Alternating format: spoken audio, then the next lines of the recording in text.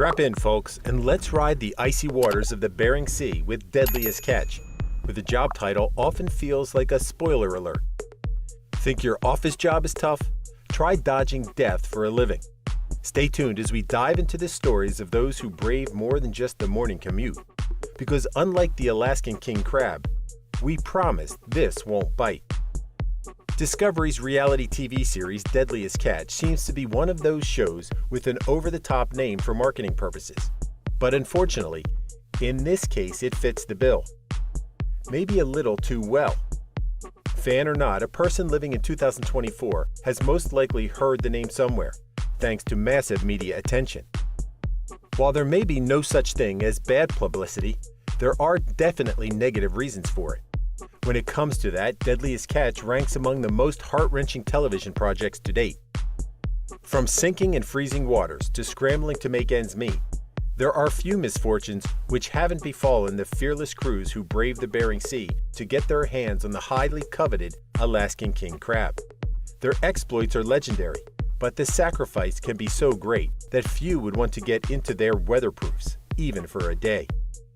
This point is perfectly illustrated in the emotional outfall of some of the saddest moments ever shown throughout the show's duration. The most horrific tragedy that shook the Alaskan fishing community to its core took place on 11 February 2017. The fishing vessel FV Destination, with its seasoned crew, set out on a voyage that would ultimately be their last. Caught in a fierce storm on the open waters, the vessel and all hands aboard was lost to the depths. As explained in the episode Lost at Sea, aired on 22 August later that year. While it's unknown how exactly the experienced fishermen ended up in the worst possible scenario, the prevailing theory is that the captain chose to continue a course in despite of worsening weather conditions, potentially counting on previously paid-off gambles. While the Destination wasn't one of the main vessels featured in the show, its crew was dear to multiple screen veterans, such as Sig Hansen, the captain of the Northwestern. FV Destination skipper and 5 other crew members met their end due to a mixture of technical issues present on the vessel, as the improperly distributed weight of cargo, coupled with 330,000-pound outer ice sheet, capsized them. If things weren't already tragic enough, the storm was so fierce that the crew disappeared completely. All that remained as proof of their plight were the few lobster pots bobbing on the surface, discovered by the Coast Guard as they frantically searched for their grieving family's loved ones. The sinking that extinguished another 5 lives struck on New Year's Eve, hours away from 2020. The crewmen of FV Scandies Rose were on their way from the coastal city of Kodiak to the Bering Sea fishing grounds with almost 200 crab pots in tow, when everything went south in the blink of an eye. It was a disaster, hours in the making, with extremely thick sheets of ice wrapping around the boat. One of the men on board, Gary Cobbin Jr., the only one awake besides the captain, had the idea of waking the rest to prepare them for the difficult voyage, but his superior decided against it. The vessel went off the radar close to Sutwik Island with 7 crew members. The only silver lining is that 2 of them managed to survive, rescued in the nick of time by the Coast Guard. The other 5, much as in the previous case, will never have a proper burial, as their remains are forever lost to the deep blue. The survivors, Dean Gribble and John Lawler, retold the harrowing story in several interviews, revealing the depths of the panic that had overtaken the crew in their last moments. They watched as the ice piled up and weighed their only safe haven toward the freezing depths, and then it all went dark, as the generator shut off as well. The knowledge of the crew's torturous finale was perhaps what sapped most spirit out of fans and stars alike as the news broke, leaving a tangible weight in the air for a good while. FV Cornelia Marie was one of the heaviest boats featured in the early days of Deadliest Catch, with its highly experienced captain Phil Harris undeniably a star of the show. The fans couldn't get enough of his expertise-driven decision-making, with most seagoers considering him a role model. He was only 53 years old when he suffered a stroke in the 6th season of the series, on 29 January 2010. The situation was grim at the outset, but a competent team of medical professionals in Anchorage reignited his hopes, following difficult surgery from which he began to recover. Phil's history of unhealthy habits, such as working in a high-stress environment and chain smoking to offset the anxiety, led doctors to believe that he would require at least 2 months of strict rest before he could regain a semblance of regular bodily functions. To everyone's surprise, his ability to squeeze hands and talk came back in a week.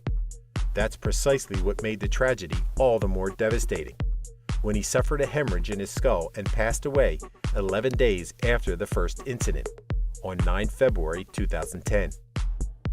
Justin Tennyson was a charismatic deckhand-turned-engineer on FB Time Bandit, part of the so-called Holy Quartet of Deadliest Catch, alongside the Northwestern, Wizard, and Saga. He was young at just 34 when his lifeless body was discovered at an inn on 21 February 2011. Police told the media that drugs and alcohol were found on the scene, but an autopsy revealed that the substances only worsened an underlying issue, instead of causing death in and of themselves. Tennyson was apparently a heavy snorer, having suffered from sleep apnea for most of his adult life. The condition is provoked into its most severe form with the use of narcotics and general lack of rest, both of which were amply present in his televised day-to-day. As a result, the engineer choked to death in his sleep. It was ultimately a perfect storm of chance and negative circumstances that eventuated in Justin's death, causing sudden, deep grief to both viewers and co-stars. One of the most recent Bering Sea burials took place in 2020, when the ashes of Malin Reyes were scattered over its unforgiving depths, following his unforeseen passing on 27 July. During his time on the show, he manned the Seabrook and Cape Caution, appearing in 14 episodes overall. That notwithstanding, it wasn't his screen presence that made his death so mournful, but the unnatural circumstances that took him from the world at only 35 years of age. The cause was initially ruled a heart attack, without further explanation, and the public had to wait 5 months to find out just what an accidental loss this was, through a long time coming autopsy report. It was finally explained that Reyes may have ingested a little more cocaine than intended, and his heart muscle caved under blood pressure, even with no known pre-existing heart conditions. Malin left behind a family of 4, lamenting co-workers, and a grief-stricken audience. Deadliest Catch is ultimately an authentic documentary TV series about high stakes that duly strives to show both the wins and losses of those involved in the seafaring gamble. So it's difficult to overstate how many negatively charged moments occur in any given episode.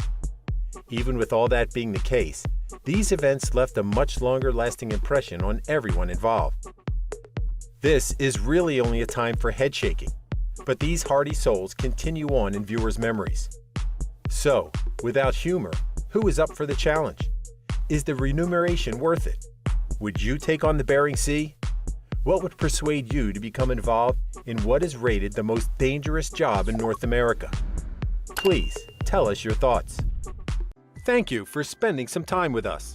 Make sure to like and subscribe so you never miss another video. We also handpick these videos which we recommend you watch next. You can talk to us on all social medias or ask a question in the comments below. Thank you for being with us, and we'll see you back tomorrow.